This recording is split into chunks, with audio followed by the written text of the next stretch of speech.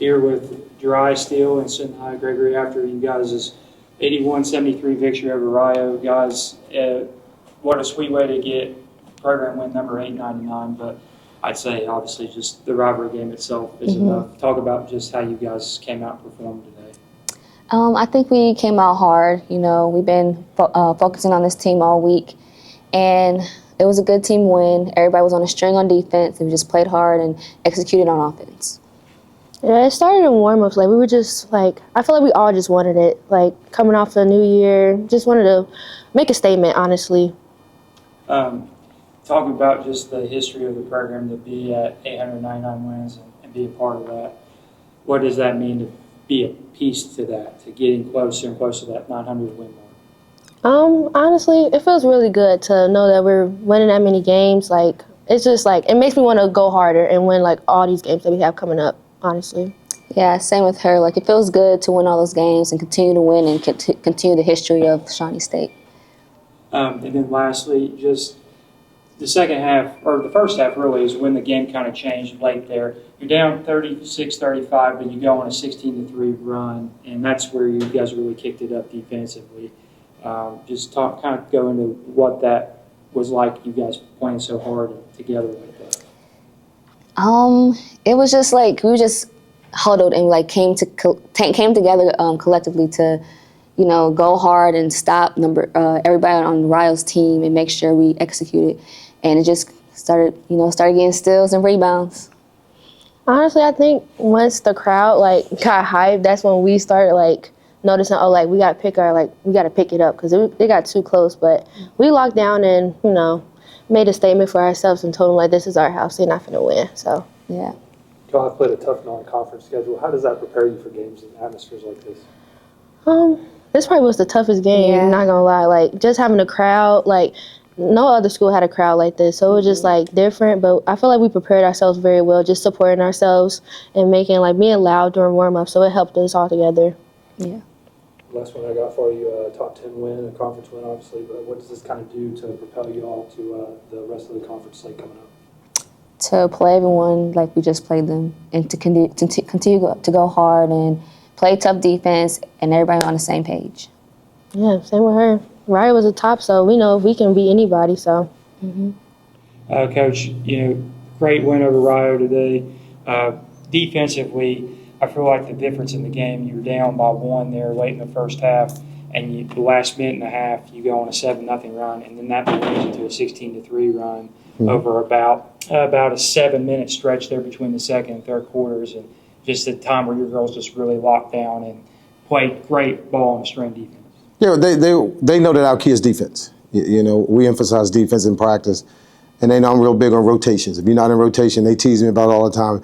You better get in rotation, you're gonna get in trouble. And that's just how we emphasize our defense. We make sure everybody's getting in rotation, you're in the gaps, and all that type of stuff. So defense is gonna propel us to a bunch of wins, and that's what happened today.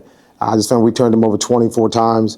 We turned it over 17 times, but turn a good team like that over 24 times says a lot for our program. Win number 899, and that's got to mean a lot to not only be a part of that, but then get closer, especially when you beat the number 8 team in the country. That's huge. That's when you say 899. We look at 900 at some point. It's huge to be a part of that. That says a lot for Shawnee State women's basketball and where this program was and where this program is headed. That we're headed in the right direction as well. So to knock off number top 10 team in the country, we held a 3-7 team with Campbellsville and Cumberland. We held them down pretty well, and I think those are games that we should have won. A few breaks here and there, a few stops. We think we could have gotten those wins as well. But this shows that we can play with the top teams in the country. We held those 2 teams down, lost by 11, I think 12, and we beat this team today, which is a really good team. I think that says a lot for our program.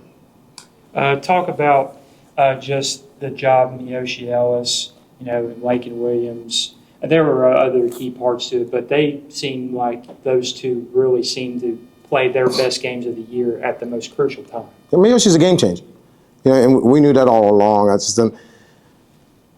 For us to be where we are, we're not going to see too many guards that's as quick as she is, that can get to the basket, that can finish. She did a good job of finishing today. She did a good job of making free throws down the stretch today, which was huge for us. And she just knows that she needs to get in the gym and work a little bit more, her jump shot, knock down shots like that. But as far as somebody staying in front of her, I don't see anyone on that level doing it. The kid today, Williams, For Rio, she's a good defender, but as you can see, Miyoshi was able to get past her as well. I just think that even with Lakin stepped up. I think she had a point to prove today. I know Rio was one of the teams on her list when she was being recruited, and she ended up here. So I just think that she has something to prove today, and she went out and did it. She came off the bench and was a huge spark for us. Knocked down a big three, got a big steal, got a layup.